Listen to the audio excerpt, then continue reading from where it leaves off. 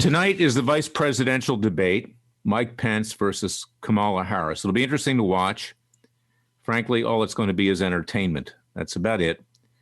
Our country, as I've said over and over again, the government has broken away from we, the people. We are now in a revolutionary mode. The American people need to rise up and do it for themselves.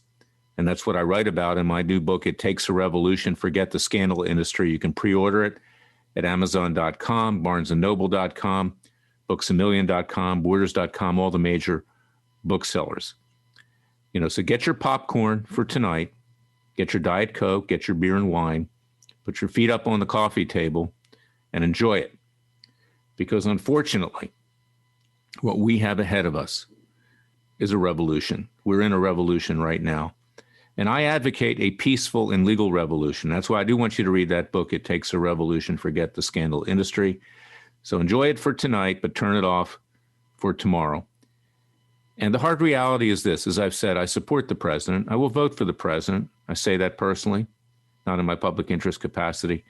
But as of today, I just have this sinking feeling, and I think you probably do too. If you layer the voter fraud that's happening with these mail-in ballots, if you put that on top of the mess that's been created over COVID-19, and, I've been someone who believes basically what the president believes, that these masks, frankly, don't stop COVID-19, the draconian measures over stay-at-home orders, the dictatorial power of the of the state and local governors. I brought lawsuits against Gavin Newsom in California, which the court is putting a monkey wrench into. It's right down the street from the state capitol.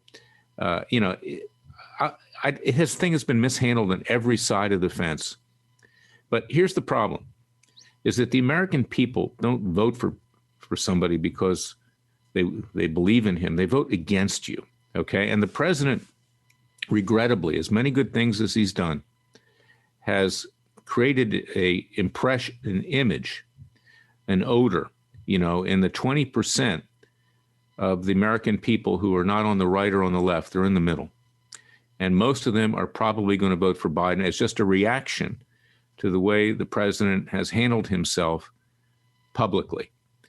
And it's regrettable, but the president's handled himself that way, much in the same way that Roger Stone, shot his mouth off and handled himself and wound up getting himself indicted and convicted on 7 counts of perjury. Not that he didn't deserve it. But, you have to speak softly and carry a big stick. That's what Teddy Roosevelt said. He was a tough guy, too. He was even tougher than than Trump. He wasn't tougher than Reagan.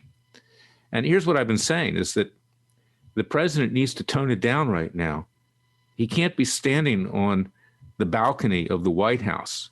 And the Democrats have said he looked like Mussolini. You know what? I mean, there's some truth to that. He did look like Mussolini. And this, he's not Mussolini, okay? I know that he's trying to do the right thing. But unfortunately, he's up against very large forces. There's a deep state in the executive branch of government that is more powerful than he is. You can read about it in my book, It Takes a Revolution. It's not new. Most people think the CIA had Kennedy hit because they didn't like what he did at the Bay of Pigs in Cuba. They thought he was soft on communism. You can go on and on. Lyndon Johnson lying to us about the Gulf of Tonkin, starting the Vietnam War, which cost us several 100,000 lives and people maimed, 55,000 lives and hunters maimed. I can go on and on. You read about it in my book. You got the Congress, which are a bunch of jokers. The Democrats are going to be in power, probably of both branches, because the Republicans have done little to nothing. Obamacare. Where is their plan on Obamacare? What have they done in that regard? What have they done about holding the criminals like Clinton, the Obamas, the Bidens accountable? Nothing. Lindsey Graham is going to be thrown out on his rear end in South Carolina in all likelihood because people see that he's just a joke. I mean, this guy's not serious about anything. And as far as the Supreme Court is concerned, yeah, they'll ram through Amy Coney Barrett. But you know what? The people don't even care that much about the Supreme Court anymore because they know it's a bunch of political hacks on both sides, and they don't make rulings based on the law or on the Constitution, but on who appointed them to office. It's become a joke. So the whole government has broken down. And if you think Trump is the savior, as Hannity does in his book, Live Free or Lie, that's what I call it, you're sorely mistaken. So it's the American people that need to rise up. And in my book, I give solutions on how we can rise up and wage a second American revolution with citizens' grand juries, with other things that we can do now to take control back of the country as our founding fathers did in 1776. You know, they tried to reason with King George III. They didn't want to break away from Great Britain initially.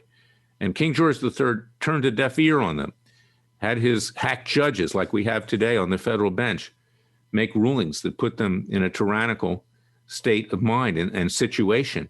And they had no choice but to declare a new country and a new free country. Now, we're faced with that right now. I don't want to see violence. I don't want to see bloodshed. But unless we succeed at the way we're doing it right now, it won't be Larry Klayman that starts it or even finishes it, or you, in most likelihood. But it's going to happen, and we're going to see a civil war, almost regardless of who wins the next election. But the reality is right now, you got to stop drinking the Kool-Aid. Trump is probably not going to win, and we need to prepare for that eventuality. And that's why I say, rise up now, get ready, and get prepared, just as our founding fathers and the colonialists did. Now, of course, I hope he wins, and I've done everything I can in the last 4 years to try to defend him, even though, you know, I haven't had any contact with him, thanks to probably Roger Stone, who's defamed Jerry Corsi and me, and we've got lawsuits that are pending. You know, the president picks people that he finds on Fox News for political posts and other posts. Well, you know, Fox News has turned left. You know, this is not the place to be looking for people to help you, believe me. So this is the story now. Forget about who wins the next election. We need to rise up right now, and we need to take our country back with a second American revolution. So purchase my book. It Takes a Revolution. Forget the scandal industry. I'm not really going to make money off of this. You don't make money in the book world anymore, unless you can promote your book and your Hannity on Fox News every 5 seconds. But we need to take stock. And that's my message for today. God bless you. God bless your family. Stay safe, but get ready, because the revolution is coming and we're already in it. I want to see it done peacefully and legally. You can find the book at Amazon.com, BarnesandNoble.com, Books A Million, Borders.com, everywhere. Take it, read it. This is what influenced the colonialists in 1776 and before that to take action to restore liberty to the colonies. And we need to now restore liberty and freedom to our shores before we go the way of a socialist communist takeover. God bless you. I'll be back tomorrow. Thank you for listening to me. The available AKG 36 speaker sound system in the Cadillac Escalade provides 360-degree sound, so you hear studio sound on the road. The 2021 Cadillac Escalade. Never stop arriving.